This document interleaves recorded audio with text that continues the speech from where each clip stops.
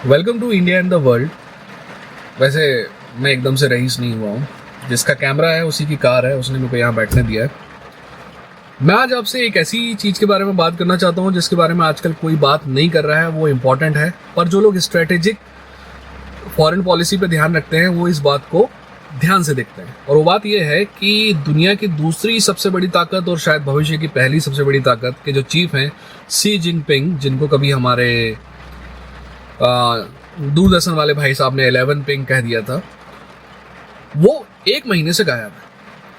ठीक है, एक महीने से शी जिनपिंग जो है वो कहीं नजर नहीं आ रहे हैं। आखिर उनको क्या हो गया है, क्या नहीं हो गया है, इस बात को समझने के लिए आपको समझना होगा कि स्ट्रेटेजिक लेवल पे ये चीजें होती कैसे हैं और चाइना इनमें हमेशा कैसे रिएक्ट करता है। तो मैं एक कहानी के साथ शुरुआत करूंगा जो कुछ सालों पहले की है बट है चाइना की ही। तो आपको समझ में आएगा कि चाइनीज अथॉरिटीज जो हैं वो चीज़ों को कैसे रिएक्ट करती हैं। ठीक है, लगभग आज से 50 साल पहले, 70 के दशक में, जब चाइना और यूएस की रिलेशनशिप पहले से बेहतर हुई, तो किसिंजर जो थे, जिनके बारे में मेरी ओपिनियन आपको पता है, मेरा बस चले तो अगर वो आदमी जिंदा है तो मैं मार दूं और अगर मर गया है तो फिर से मैं जिंदा करके मार दूं।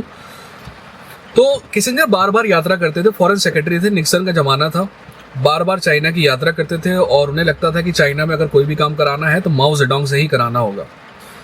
तो वो चाइना गए और उन्होंने बोला कि मुझे माओ जेडोंग से मिलना है। तो चाइना वालों ने उनको बोला कि कार में बैठिए, आपको आज हम बीजिंग घुमाते हैं। अगले दिन उनको संघाई घुमाया गया, फिर उनको 3-4 जगह डिनर विनर कराया गया। ऐसे करते करते 13-14 दिन बीत गए और आखिरी में जब किसिंजर ने कहा कि मेरे पास अब बस 4 घंटे बचे हैं, मुझे कैसे भी प्रेसिडेंट निक्सन के पास जाना है, आप मुझे माओ जेडोंग से मिलवा दीजिए। तो उन्होंने बोला कि चलो ठीक है, मिलवाते हैं आपसे। तो वो माओ जेडोंग का जो महल था उसमें उसको ले गए। वहां पे दूर साफ साफ नजर आ रहा था कि माओ एक बिस्तर पे लेटे हुए हैं और जो उनके आसपास के लोग थे उन्होंने कहा कि भाई माओ आपसे मिलना चाहते थे पर अब वो सो गए, अभी अभी खाना खा के सोए हैं, इसलिए आपसे मिल नहीं पाएंगे। बट जो फॉरेन सेक्रेटरी किसिंजर थे और उनके जो असिस्टेंट थे, उन्होंने रियलाइज किया कि माओ एक्चुअली मर चुका है और वो जो आदमी सोया हुआ दिखाई दे रहा है ना, वो माओ की लाश है। आपको पता है? इसके जैसे ही उन्होंने किसिंजर को ये देखा तो किसिंजर ने बोला कि एम आई रॉन्ग, और वो आदमी जो है वो मर चुका है। उस सामने वाले ने किसिंजर के कान में कहा कि भाई वो मर चुका है पर यहाँ कुछ नहीं बोलने का है, चाइनीज नाराज हो जाएंगे, हम चलते हैं। वो अमेरिका जाते हैं, तुरंत निक्सन को बताते हैं कि भाई माओ तो निपट गए हैं। पर ये खबर जो है ना पूरी दुनिया को इस दिन के लगभग 21 दिन बाद पता चलती है कि माओ जेडोंग जो है मर चुके हैं और उनकी जगह आपके डंग चाओपिंग ने ले ली है। ठीक है, अब ऐसा क्यों किया जाता है? ऐसा इसलिए किया जाता है क्योंकि जो राजा की जगह होती है ना, वो एक्चुअली बहुत पावरफुल जरूर नजर आती है बट हमेशा इनसिक्योर होती है। तो इनसिक्योर जगह को जब तक सिक्योर नहीं करता है ना अगला कैंडिडेट, तो वो राजा के मरने की खबर आपको बताता नहीं है। ठीक है, हमें ये कहानी क्यों बताया आपको? मैं ये कहानी इसलिए नहीं बताया हूं कि मैं ये कह रहा हूं कि शी जिनपिंग मर चुका है। मेरे हिसाब से शी जिनपिंग को शायद बीमारी हुई है, कुछ हुई है, राइट, और वो कुछ दिनों में आपको दिखाई देगा। पर ये शांति क्यों?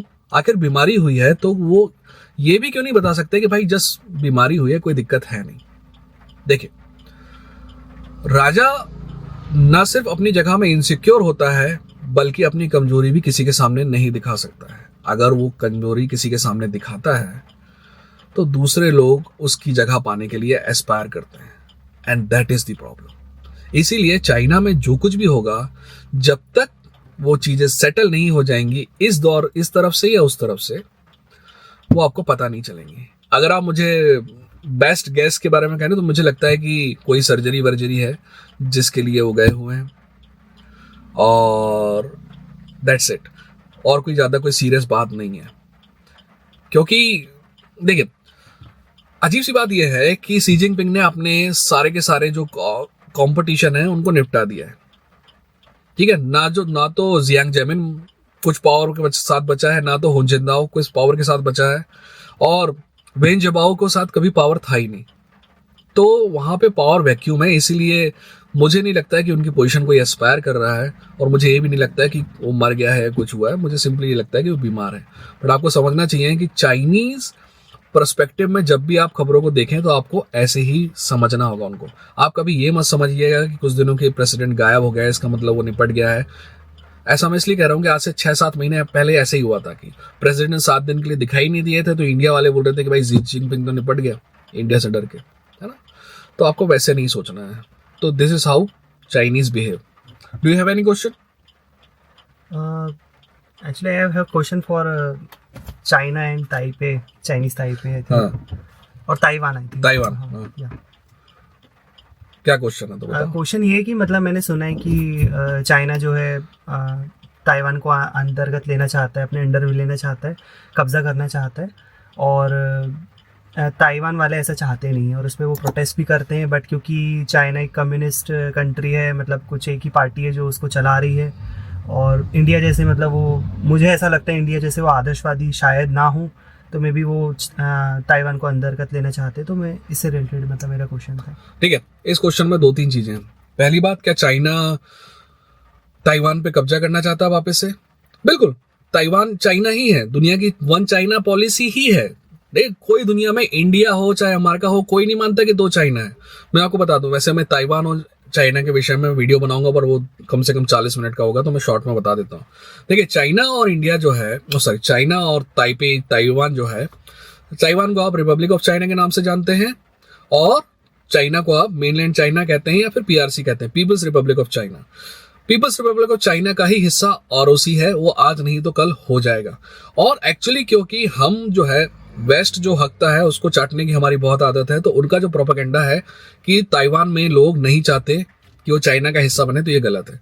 ताइवान में 2 बड़ी पार्टियां हैं, राइट। एक पुरानी जो पार्टी है उसका नाम कोमिंगटन अभी भी बची हुई है, और वो चाहती है कि चाइना के साथ उनका मर्ज हो जाए, बस कुछ स्पेशल शर्तों में, जैसे कि मकाओ का हुआ, जैसे कि हांगकांग का हुआ, उनको भी ऐसे ही शर्तें चाहिए, वो चाइना में जुड़ने को तैयार है। तो 50% जनसंख्या चाइना के साथ जाना चाहती है, बाकी बची जो 50% जनसंख्या है वो दूसरी पार्टी को समर्थन करती है। तो ये कहना भी गलत होगा कि वो पूरी तरह देश जो है वो मिलना चाहता है, और ये कहना भी गलत होगा कि मिलना ही नहीं चाहता है। चाइना के पास 50% पॉपुलेशन है, राइट, ताइवान की। और जिस दिन वेस्ट थोड़ा बहुत भी कमजोर होगा, चाइना उसको पावर से अपना हिस्सा कर लेगा। अब एक और सवाल यहां पे उठता है कि हमको क्या बोलना चाहिए ताइवान के बारे में। दोस्त, अगर हम नहीं चाहते हैं ना कश्मीर के बारे में हमसे कोई कुछ बोले, तो हमें ताइवान के बारे में कुछ नहीं बोलना चाहिए, क्योंकि इंडिया की भी वन चाइना पॉलिसी ही है। One China policy clearly state करती है कि दुनिया में एक ही देश है चाइना, और ताइवान उसका हिस्सा है। ठीक है, अमेरिका भी यही पॉलिसी फॉलो करता है, बट यह है कि अमेरिका दोगला बन सकता है क्योंकि उसके पास पावर है। जिस दिन हमारे पास पावर है तो हम भी हरामखोरी कर सकते हैं, पर तब तक हमें ताइवान को ये कहना चाहिए कि भाई हम तुम्हारे इंटरनल चीजों में उंगली नहीं करेंगे, as long as you don't उंगली in our internal things. Okay, मेरे ख्याल से कैमरे की बैटरी भी जा रही होगी, और अभी कार को धुलाने भी जाना है। ठीक है, मिलता है अगली वीडियो के साथ। अपना ख्याल रखें, अपनों का ख्याल रखें, और इकलौती चीज जो आपसे कोई नहीं चुरा सकता है वो है नॉलेज। कार जैसी चीज तो आ ही जाएंगे आज नहीं तो कल। ठीक है, बाय बाय।